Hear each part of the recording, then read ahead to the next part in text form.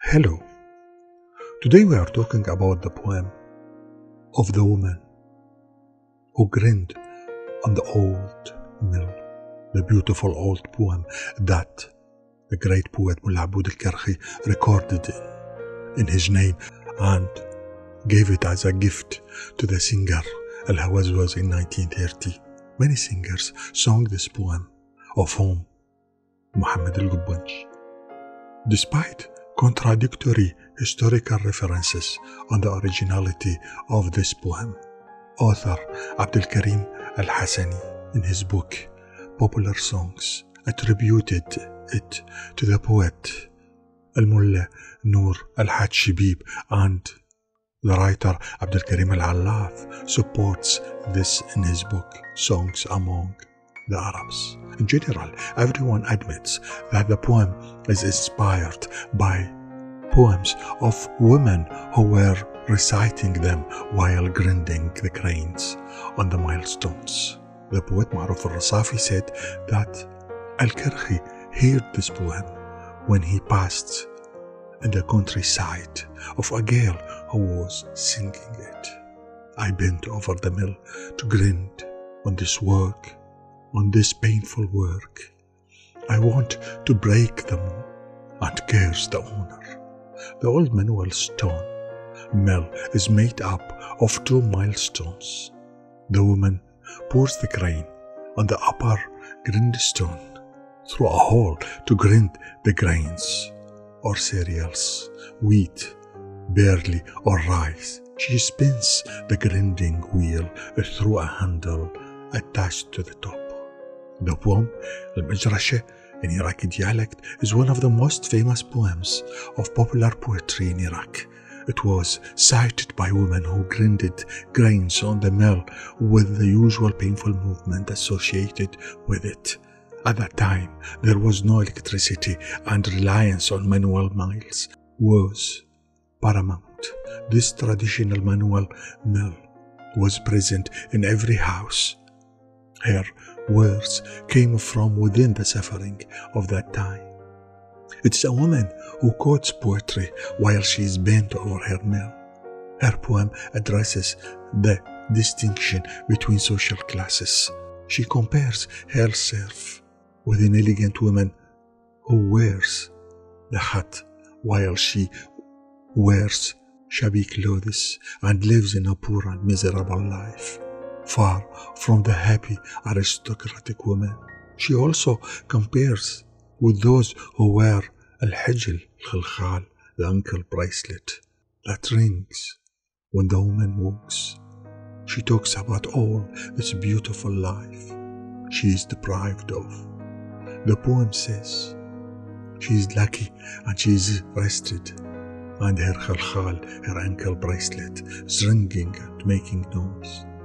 The poem Al-Majrasha entered the heart of Iraqi folklore to speak of the pain of a person who spent the life under these circumstances, and the poem talks about the suffering of women in general, the early marriage and marriage of underage daughters with the elderly, a young girl, child who happens to be a mother from a husband at the age of her grandfather. The poem talks about injustice and the fate of the woman whose parents decide to marry her in exchange for money. She curses her parents for this reason. At that time, the woman was married without her consent or even her advice. In fact, this condition still exists today. These words came from suffering, misery, and frustration from an entity of woman through which one can see and feel life at that time. Her words are the voice of that era, which reaches us emotionally to give us images of the status of women at that time.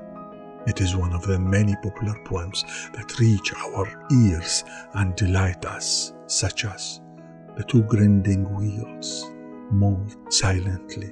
They mold the rest of my soul. They don't mold wheat. That is one of the poems of women which was not recorded at that time. It was recited orally, and sometimes it was transmitted by Al-Mullah the poet of sorrow. Then poets added some verses to the original poem. The poem arrived in a primitive way from illiterate workers working on the mill and expresses their frustration, anger in their expressive, innate and simple way. These are the songs of misery which appeared especially in the past decades of women who gathered to work on the mills or on the farms to harvest agricultural crops or weed the farms. Analysts agreed that the poem was made up of illiterate poets and industrious class. The vulgar vocabularies like verb, etc. are pronounced by tired women and not by upper-class women. As for the poet, he added poetic verses which have nothing to do with these vulgar words, as does that she plans to emigrate or flee to Hungary or Australia, which represents a logical inadequacy and an attempt to add vocabulary often of the city and of an educated environment to the words of origins that were from the countryside, underprivileged. The one who works on the mill in this misery doesn't think of Hungary or of Austria. She thinks of the simplest elements of life. She curses the work, the owner of the mill, and curses her master and her old husband, who mistreats her or being the servant of a woman who humiliates her. This poem was transmitted orally, and unfortunately not all of them were recorded. Through these poems it is possible to reach this gentle person, deprived of education and choice of husband. She neither reads nor writes and feels oppressed and in need of expression as her hands spin on the mill of cruelty. Words have traveled through time and place, starting from one of the mills in El Chubaysh region, where women work, to join us with gentleness and cordiality. Even their curses, their vulgar words, we understand them, as it is their way of expressing themselves. The poem has traveled orally in what is called today the intangible heritage, which UNESCO seeks today to preserve, because if it is not done, it will disappear forever. In fact, when the mill disappeared from the Iraqi houses, those chants and whispers disappeared with it. The Iraqi woman, when she works on the mill, she sings in a traditional and involuntary way on the mill while grinding. I was hearing them. The mill has a great psychological effect on women, as it is not just a grinding tool, but rather a psychological session that unleashes the woman to express what she had in mind and in soul in a beautiful way, poetic and emotional. And when this instrument disappeared from the Iraqi house with the entry of mechanization, the poems and songs of the mill disappeared little by little and fell into oblivion. So let us read the poem or a part of it. I hunched over the mill and know the grinding is painful. I want to break the mill and curse its owner. I want to break the mill and curse whoever made it. Many boats at sea sailing against the wind. Could it be for me to stay face to face with the mill? Each time that this varmint maintains it, I embellish it with my strength. I want to break the mill and make a request to Imam Ali. In fact, it's a wish with tears in the hope that my worries will go away. Oh, nice people, there is a fire in my beating heart. Is there any one of those nice people who can turn it off? And I curse the one who molds too.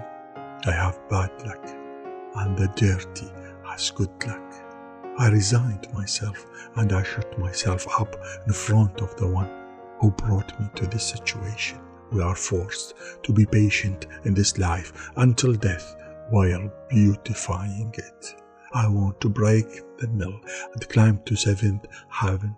I pray to God to punish whoever was the reason. The ugly and the one with the mouth of dog live in the good, in the highest rank, dressed in best clothes. I want to break the mill and curse the miller. The lucky girl sat down and her khilkhal hijil. Her ankle bracelet rings and makes noise. And me, when my master gets angry, he really messes my hair. It is a life that ends and account will be made after it. I wanna break the mill and wear the luxury clothes. In addition to the difficulties of life, my master, the veil, he hit me with a wooden hammer. The lion lives in the desert and the buffalo lives in prosperity. Drinking from the Tigris river, I won't break the mill and emigrate to Austria or Hungary. I wanna break the mill and I swear by God and the one who within the whale, the prophet son of Mighty Yunus Jonas spoke. Every day my master, the veil, scolds me strongly. My brain is shocked, my body is tired, my soul is sick. I want to break the mill and curse whoever makes the marriage contract. A girl married to an old man, living since they dug this. Have a good day.